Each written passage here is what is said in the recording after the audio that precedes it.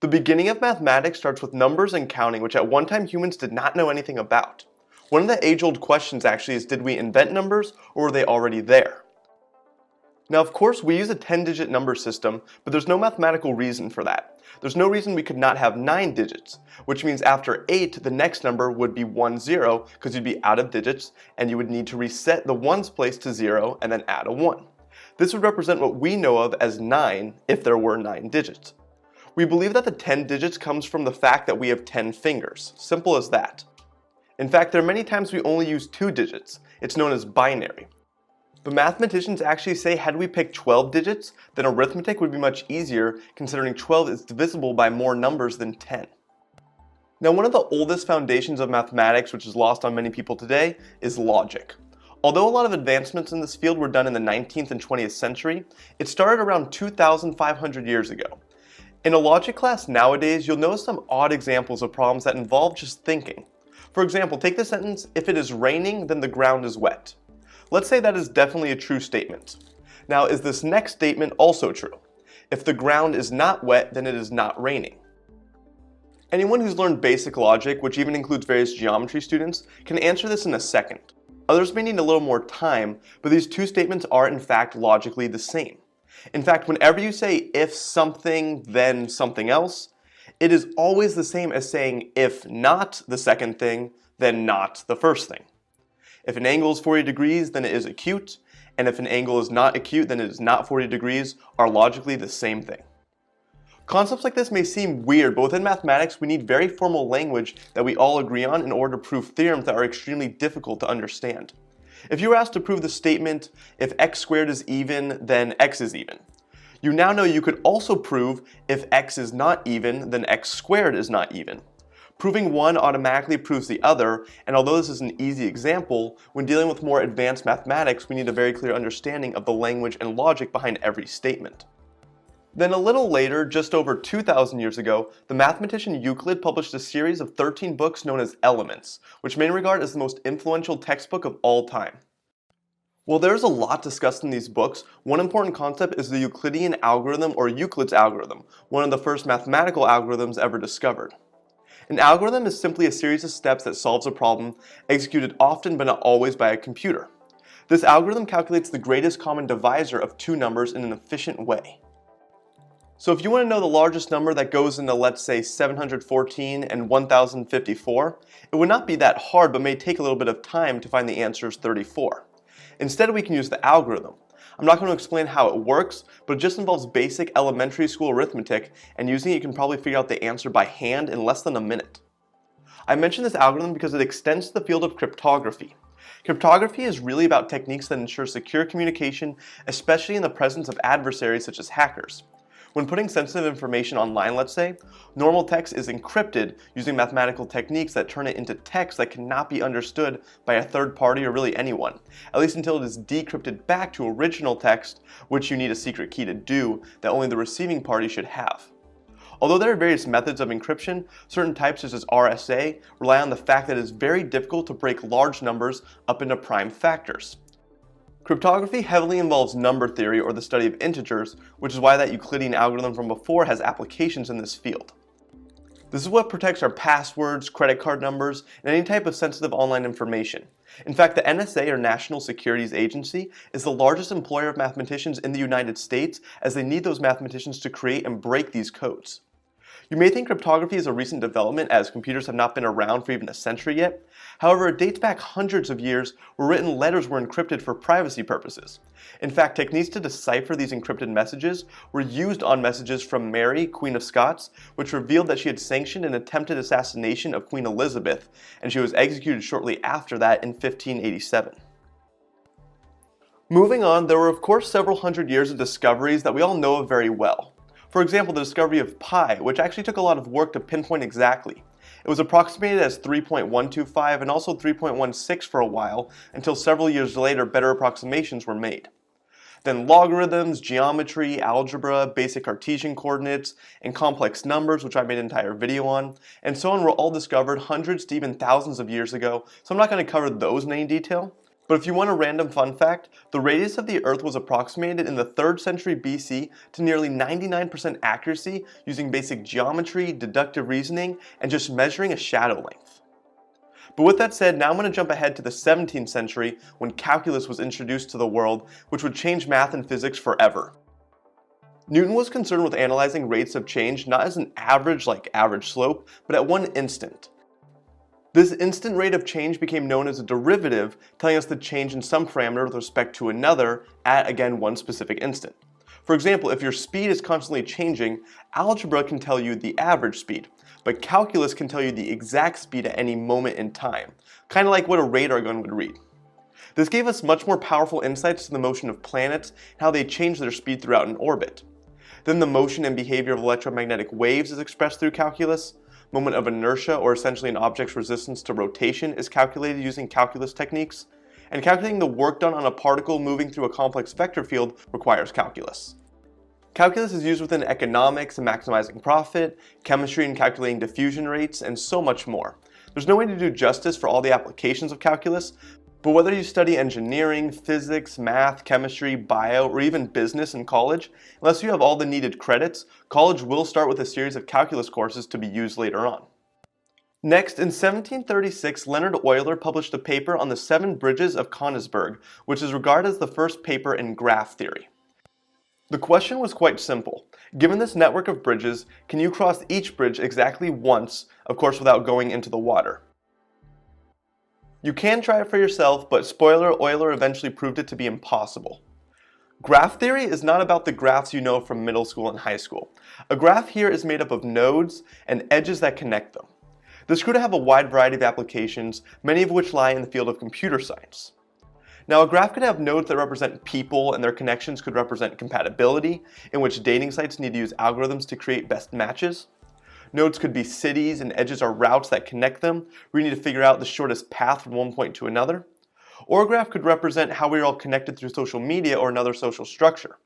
This investigation is known as social network analysis, which is used, for example, in security applications to map out information on street gangs, terrorist organizations, and more. To end this subfield and emphasize how powerful graph theory can be, it has made 2 computer science graduates, Larry Page and Sergey Brin, billions of dollars. In the 90s, they used graph theory in such a way that nodes represented websites on the internet, and if one website linked to another, that would be represented by an edge. The more links going to a website, the quote better that web page would be considered. This algorithm to rank web pages became the backbone of what is now Google. Out of Euler's 7 bridges of Königsberg paper, not only came graph theory, but also the field of topology, one of the most advanced math courses you would take if you studied math as an undergrad. In topology, you have to forget about the notion of lengths and angles like in geometry. In this field, you care more about connectedness and holes, for example, where bending and stretching is totally fine and does not change the properties of the space that we care about. For this reason, in topology, they famously say that a donut and a coffee mug are the same thing. The questions of can you morph one object into another, or whether the two are homeomorphic, is important within topology. You'll analyze complex shapes, higher dimensional objects, knots, and so on. This class allows you to understand the mathematics of things like cutting a Mobius strip in half, which I did in a previous video. Or it reveals mathematically how you can turn a sphere inside out without cutting or tearing it or making any creases, while yes, allowing self-intersections. Is this it? Is this a sphere turning inside out? Topology applies to fields of physics such as quantum field theory or cosmology. And general relativity states that spacetime is a 4-dimensional Lorentzian manifold, and analyzing this involves concepts within topology. In robotics and motion planning, all the possible states that the robot can be in, or the configuration space, can be modeled using concepts taught in topology. In computer science, topology can be used to model how networks are connected and how data flows. And even knot theory is used in biology to analyze how enzymes cut and reconnect DNA. Next up, in 1822, Joseph Fourier published a paper on heat flow, and while working on that, he made a discovery that would go on to have a wide range of applications. This discovery we now call the Fourier transform. He determined that any function, no matter how weird it looked, could be broken up into just a sum of sine and cosine functions. As in, if you just take a bunch of these sine and cosine functions and pick just the right frequencies and amplitudes, you could add them up to make any function you wanted. This has lots of applications, but the main ones are in quantum mechanics and signal processing. When looking at real-world signals, whether it be a radar signal, a signal from a digital image, sound, or even light, the physical signal itself can be quite complicated and not tell us much. By using Fourier analysis, we can break that signal up into those trig functions that make up the signal in question, which reveal properties that cannot visually be seen originally, like whether the signal is made up of much higher frequency sources or lower frequency sources. Then, although difficult to trace back to a specific date, the fundamentals of a field known as group theory began in the early 1800s. This is all about the study of groups, and a group is basically a set of elements that, along with some operation, satisfy certain conditions. The set of integers under addition is a group for this reason. If you pick any two integers and add them up, you get another integer, something that's in the set. Then there also exists an integer in the set, in this case 0, where if you add any number in the set to it, you get the same thing out. Next, for any number in the set, there exists another such that if you add them, you get that identity from before, which was 0 in this case. And lastly, how you group certain numbers under addition does not change the result. These four properties of closure, an identity element, an inverse element, and associativity mean the set is a group. Yes, this seems very weird and random, but group theory has given us a lot of insight into the mathematics of symmetry. This math can apply to sets of numbers, but it applies to other sets such as the manipulations of a Rubik's Cube. All the ways that a Rubik's Cube can be altered form a group with its own unique properties. In our last example with integers and addition, you can easily see that the order of the integers does not matter when you add them. The fact that you can swap two numbers and get the same result means the group is commutative, otherwise known as an abelian group. Knowing that is the group of all possible Rubik's Cube manipulations in a abelian group. As in, if I turn the bottom 90 degrees, then the front face, is that the same thing as turning the front face and then the bottom? May take a little thought, but the answer is no, this is not an abelian group. While you don't need group theory to solve a Rubik's Cube, group theory does give you insight into the mathematics behind the Rubik's Cube. This mathematics of symmetry has applications in chemistry, for example, as groups can classify certain crystal structures and symmetries within molecules. It can apply to public key cryptography, and it has various applications in physics. For example, Noether's theorem explains how symmetry within a system corresponds to a conservation law, and this gave us a better understanding of Einstein's general theory of relativity. Then real quick, Boolean algebra, which was discovered in the 1800s, is essentially algebra using just ones and zeros, which can be used in computer applications. For example, using Boolean algebra, you can simplify the amount of logic gates within a circuit, where these logic gates are what flip and transmit ones and zeros within a computer. The less of these there are, the faster a computer can run. Moving on, in 1874, mathematician George Cantor published a paper titled On a Property of the Collection of All Real Algebraic Numbers, which is where the branch of math known as set theory began. A set is basically a collection of objects. It could be a set of colors, people, the set of prime numbers, even numbers, and so on, where each member is known as an element of the set. Set theory is concerned with the intersections of sets, unions, subsets, or sets within sets, and what I'll cover now whether a set is countable or not. For example, the set of all integers, which includes negatives, positives, and 0, is countable. Now that does not mean that you can count every element in the set. It does go on forever and therefore is an infinite set. But it is countable, well actually countably infinite. And that's because I can order all the elements such that nothing ever repeats and I don't skip a number. I could put these in order such that I have 0, then 1, then -1, 2, then -2, 3, then -3, and so on. If I keep going, I would eventually hit any integer you could name and I would not skip anything. Another way to think about this is I can assign a natural number to every element of the set without skipping one. Now, a tougher question is the set of rational numbers countable? Rational numbers are either decimals that end or decimals that go on forever but repeat. 2, 2.2, 2.34 repeating, 2.594, etc. These are all rational. Now, could I line these up such that I have a first rational number, a second, a third, and so on, such that I don't skip anything? Amazingly, it was proved that the answer is yes. The set is countably infinite. First, remember that any rational number can be expressed as a ratio of two integers. Now, the most classic proof is ordering the rational numbers in a clever way such that they are in this form. You have rows and columns of integers, and every entry is the ratio of those two numbers. We can start at the top left corner where 1 is our first rational number. Then we go down to the next for the second, then diagonal, and keep going while skipping the rational numbers that repeat. Doing this, we would eventually reach any rational number you could pick. Even this repeating decimal and therefore rational number is just 67 over 241. And if you continue this pattern forever, you'd eventually find that 67 and 241 column and row. If you study math or maybe computer science in college, you will learn how the set of irrational numbers is actually not countable. There's no way to line them up such that you list every single one without skipping.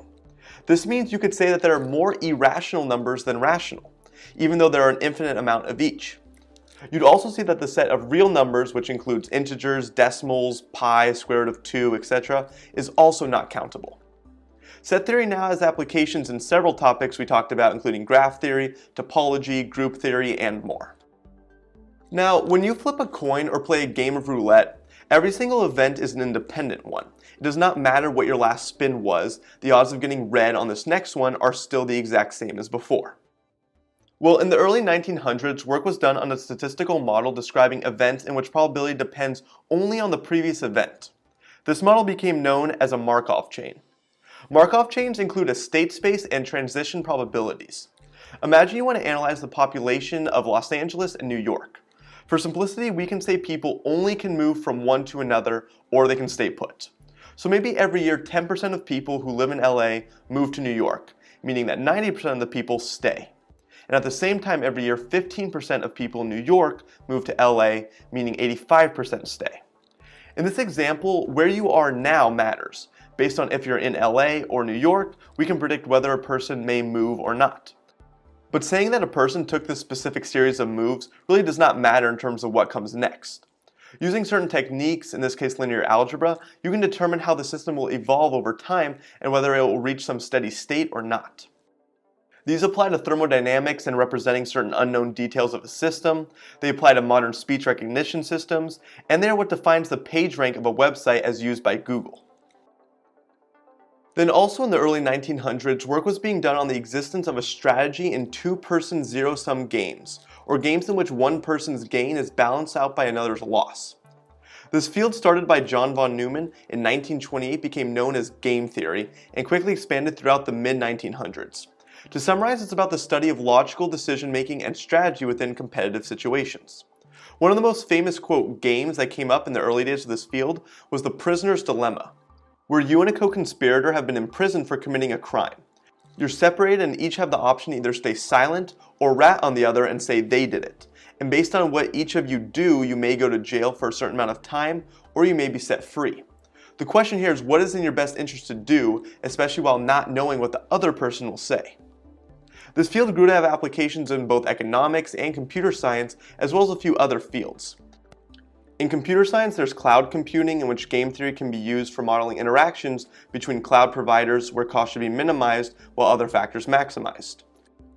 And in economics, it applies to auctions, mergers and acquisitions where each party wants the most benefit, financial analysis and a new product release, and much more. Then in the 1880s, the mathematician Henri Poincaré was studying the three-body problem, which deals with studying the motion of 3 point masses. For example, the motion of the moon, earth, and sun under each other's gravitational pull. Analyzing the motion of two orbiting bodies is very doable using Newton's laws of motion. But throw a third in and it actually gets very difficult. Now, Poincaré found that small changes in the position and initial velocity of these masses would cause for way different behaviors over time. This was the beginning of chaos theory, a field of math dealing with dynamic systems that are very sensitive to initial conditions. Now, after his contributions, the field slowed down a lot due to the lack of computational power back then. Eventually, a man named Edward Lorenz accidentally found his interest in this subject through his work in weather prediction in the early 60s. He realized that when he made a small change to initial conditions in his computer simulation, it produced huge changes in the long-term final outcome. You may have heard of the butterfly effect, a metaphorical example where if a butterfly flaps its wings on one side of the Atlantic Ocean, let's say, it could cause a tornado on the other side weeks later. Well, this very minor change in the environmental conditions causing a large difference is a concept of chaos theory, and its name, the butterfly effect, was coined by that man, Edward Lorenz, after his findings with the weather simulation. Now we can use chaos theory to analyze systems like a double pendulum, where changing its starting height even a little greatly changes its path. It's used in robotics to predict the motion of a robot and how it will develop over time, and it can even be used in cryptography. Next up, geodesics are curves representing the shortest path between 2 points on a curved surface. These are what an ant living on the surface would perceive to be straight, and it explains why airplane routes on a map are curved a little. These are of huge importance for Einstein's general theory of relativity. Moving on, Fermat's last theorem, which is easy to understand on the surface, was unsolved for 300 years. This theorem says that there are no three integers a, b, and c such that this is true, where n is any integer greater than 2. No one could prove whether this was true until just a few decades ago in 1994, where Andrew Wiles finally proved the theorem and found that in fact there are no integers that make this true. And although the theorem is easy to understand, the proof involves very rigorous math taking up over 100 pages. And last is the Millennium Prize problems, which are 7 very difficult problems within mathematics. These 7 were decided on at a conference about 2 decades ago, and each question comes with a $1 million prize if you solve it. But so far only 1 of the 7 has been solved, which was the Poincare conjecture proven in 2003. And although there are many more things I could talk about, I'm going to end that video there. For anyone looking to learn more about any of these subjects, I will leave some resources down below, including books and lecture series, some of which will be affiliate links if you want to support the channel. Don't forget to like and subscribe, follow me on Twitter and join the Major Facebook group for updates on everything, and I'll see you all in the next video.